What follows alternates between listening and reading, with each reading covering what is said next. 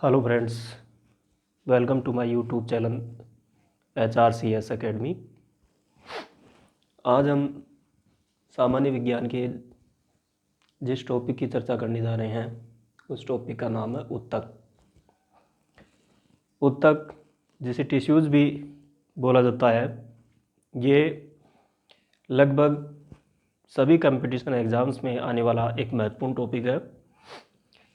चाहे वो रेलवे हो, SSC हो, टीचर्स की एग्ज़ाम हो या RAS की एग्ज़ाम हो, सभी में ये एक बहुत ही जटिल तरीके से पूछे जाने वाला टॉपिक है, जिसमें जो साइंस बैकग्राउंड से रिलेटेड विद्यार्थी हैं वो भी इसमें असमंजस में पड़ जाते हैं।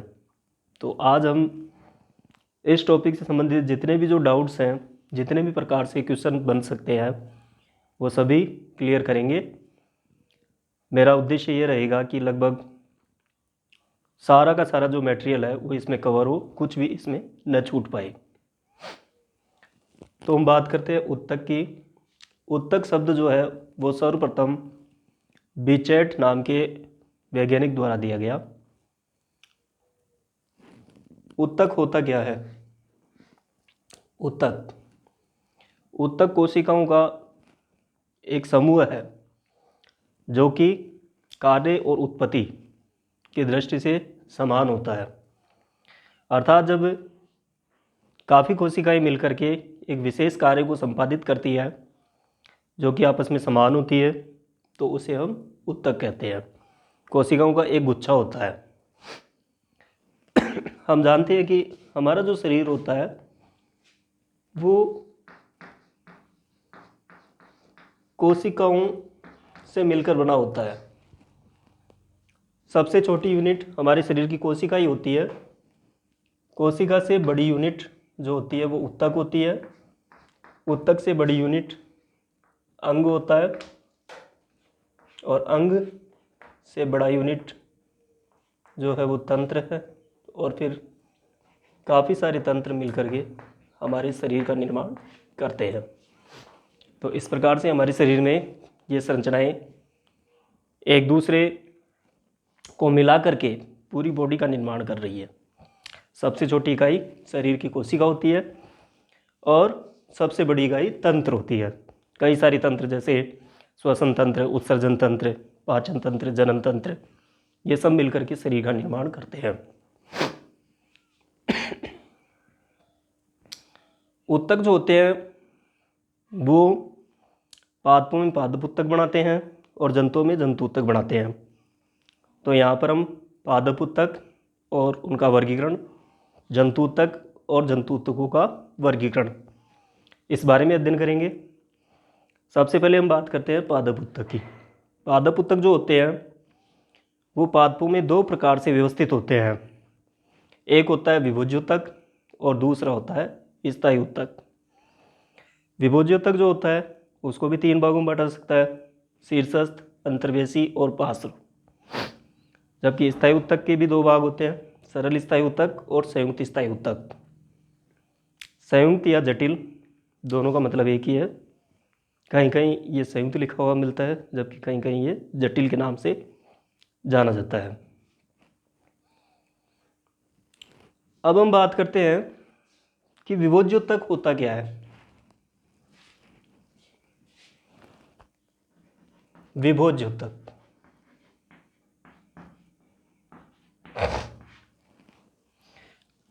विभोज्य उत्तक का मतलब क्या है? इसके नाम से स्पष्ट हो रहा है कि जो विभोज्य उत्तक है, विभोज्य उत्तक जिसकी कोशिकाओं में विभाजन की क्षमता हो,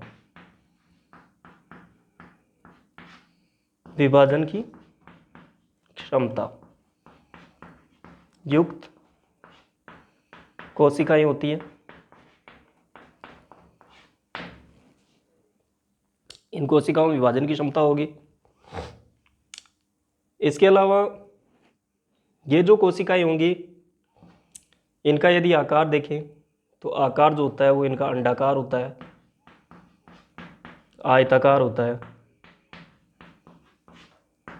इसके अलावा बहुभुजाकार भी हो सकता है। तो आकार कोई सेम आकार नहीं होता है, विभुजयुक्त कोशिकाओं का अलग अलग प्रकार से आकार हो सकता है। विभुजयुक्त कोशिकाओं का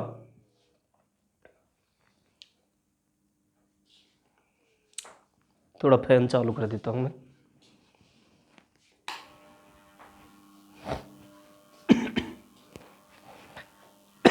इनकी जो सबसे खास बात होती है, ये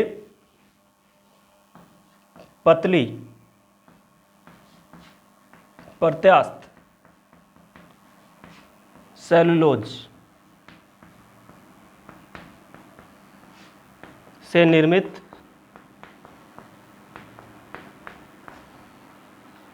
कोशिका भित्ति युक्त होती है। विभुजयुक्त कोशिकाओं में पतली और प्रत्यास्थ सेलुलोज वाली कोशिका भित्ति होती है, मतलब ये कोमल होती है। इनका जो भारी आवरण होता है कोशिकाओं का वो कोमल होता है, कठोर आवरण नहीं होता है। इसके अलावा इनमें अंतरावकाश नहीं पाए जाते।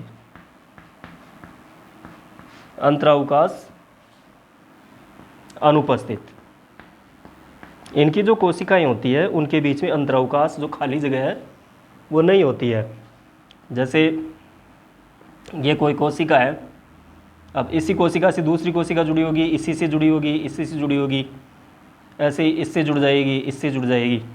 तो इनमें अंतरावकाश नहीं होता है। एक ऐसे हो जैसे एक यहाँ पर, एक यहाँ पे, एक यहाँ पे और दूसरी यहाँ पे, ये यहाँ पे। तो ये जो खाली अवकाश बन जाता है ये अंतरावकाश है। इनमें तो अंतरावकाश है लेकिन इनमें अंतरावकाश नहीं है।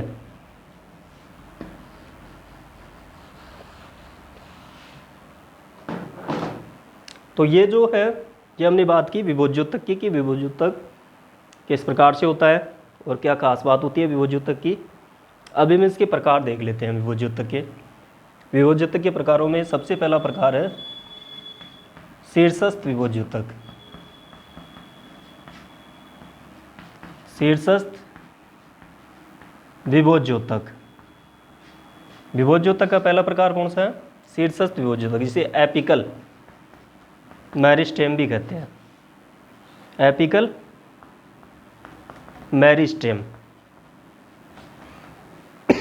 एपिकल मेरिस्टेम के नाम से भी जाना जाता है इसे। इसकी क्या खास बात होती है कि ये जो शीर्षस्थ विभुजयुक्त है वो इसके नाम से स्पष्ट है कि ये शीर्ष भागों में पाया जाएगा, चाहे वो मूल हो या तना हो। इसके जो शीर्षस्थ भाग होते हैं, ऊपरी भाग होते हैं, वहाँ पर विभुजयुक्त उपस्थित होगा। तो हम लिख सकते हैं कि मूल व तने के शीर्ष भागों पर, मूल व तने के शीर्ष भागों पर होता है ये, और ये पादप अंगों की रेखीय वृद्धि के लिए जिम्मेदार होता है। रेखीय वृद्धि का मतलब होता है कि उन अंगों की लंबाई बढ़ाता है ये, चाहे वो मूल हो या चाहे तना हो या चाहे शाखाएं हो। उनकी जो लंबाई है उस लंबाई को बढ़ाने के लिए जो जिम्मेदार ऊतक होगा वो शीर्षस्थ विभुजयुक्त होगा। इस प्रकार से हमने शीर्षस्थ विभुजयुक्त पढ़ लिया है। इसके अलावा जो शीर्षस्थ विभुजयुक्त होता है वो जो प्राथमिक स्थायी ऊतक होता है, उस प्राथमिक स्थायी ऊतक का आधार भी बनता है ये। कौन से ऊतक का? प्राथमिक स्थायी ऊतक। प्राथमिक स्थायी ऊतक को बनाता है। शुरू में जब स्थायी ऊतक बनेगा तो वो शुरू वाला स्थायी ऊतक शीर्षस्थ विभुजयुक्त और अंतर्विष्ट विभुजयुक्त, इन दोनों से ही बनता है। आगे हम दूसरे नंबर का विभुजयुक्त, अंतर्वेशी विभुजयुक्त देख लेते हैं।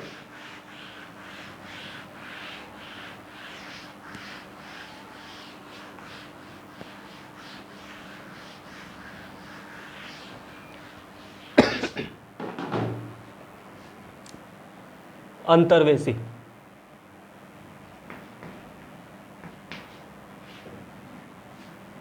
विभोज्योतक।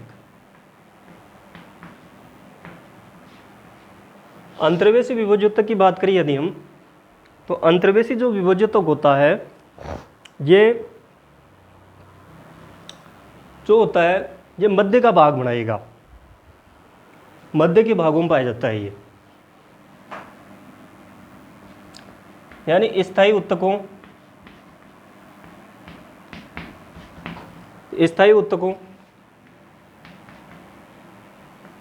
के मध्य में होता है ये। दूसरा, ये पर्व व पत्तियों का आधारी भाग बनाता है, आधारी भाग व इनकी वृद्धि करता है, वृद्धि करता है। पर्व हो गए जो नोड्स होते हैं उनको, और पत्तियों का जो आधारी भाग होता है, लीव्स होती है, उस लीव्स को भी उसकी वृद्धि करने का जो ज़्यादातर कार्य है वो भी अंतर्वेशी विभोज्योतक के द्वारा ही किया जाता है। इसके बाद बात कर लेते हैं हम पार्श्व विभोज्योतक की। पार्श्व विभोज्योतक, पार्श्व विभोज्योतक जैसे लैटरल मेरिस्टेम भी कहते हैं। लैटरल जो मेरिस्टेम होता है उसकी बात करें तो ये पार्श्व जो किनारे होते हैं उन किनारों पर पाया जाता है। पादप अंगों के किनारों पर। इसके अलावा अंगों के घेरे या व्यास की मोटाई को बढ़ाता है। मोटाई जो होती है वो इनके कारण ही बढ़ती है, पार्श्व विभोज्योतक की कारण ही बढ़ती है। पादप अंगों की जो मोटाई होती है उसको बढ़ाने का काम करता है। ये दो प्रकार से व्यवस्थित होता है, एक तो कागेदा के रूप में और एक संवहनी एदा के रूप में। संवहनी एदा, ये दोनों ही मिलकर के जो होता है वो पादप की द्वितीयक वृद्धि के लिए जिम्मेदार होते हैं। द्वितीयक वृद्धि करने का काम करते हैं। पार्श्व विभोज्योतक के कितने प्रकार हैं? कागेदा और संवहनी एदा, या दो प्रकार से व्यवस्थित होता है ये, कागेदा के रूप में और एक संवहनी एदा के रूप में। और दोनों जो ये प्रकार है पार्श्व विभोज्योतक के या इसके रूप हैं वो पादप की द्वितीयक वृद्धि के लिए जिम्मेदार होते हैं।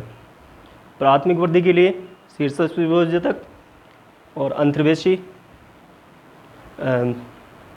विभोज्योतक है, जबकि द्वितीयक वृद्धि के लिए पार्श्व विभोज्योतक पाया जाता है।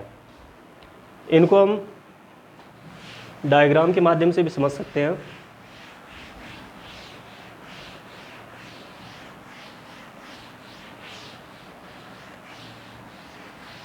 डायग्राम के माध्यम से भी समझ सकते हैं हम शीर्षस्थ और पार्श्व और अंतर्वेशी को किस प्रकार से होते हैं ये।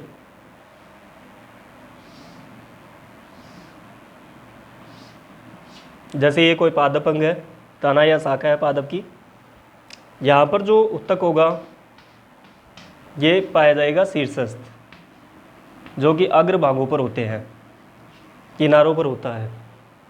किसी का भी शीर्षस्थ भाग हो सकता है, ये चाहे कोई कलिका हो, चाहे कोई शाखा हो, चाहे कोई मूल हो या तना हो।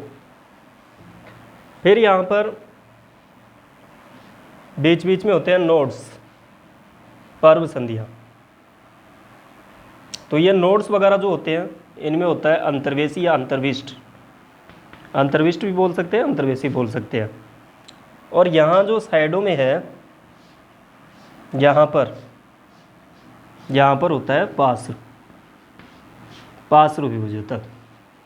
तो ऐसे विभोज्योतक की तीन टाइप है जो अलग अलग भागों पर अलग अलग प्रकार से व्यवस्थित होते हैं। शीर्षस्थ विभोज्योतक, अंतर्विष्ट विभोज्योतक और पार्श्व विभेजक किनारों पर लैटरल होता है, जो कि इसकी मोटाई में वृद्धि करने के लिए जिम्मेदार होता है, इसके आकार को बढ़ाने के लिए उत्तरदायी होता है।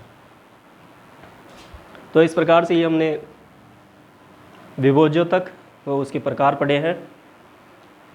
विभोज्योतक जो कि अपने आप में जो है जीवित कोशिकाओं से बना होता है पूरी तरह से, जिसकी कोशिकाएं लगातार विभाजन करती रहती है, जिनमें विभाजन की प्रचुर क्षमता होती है। आज के लिए इतना ही।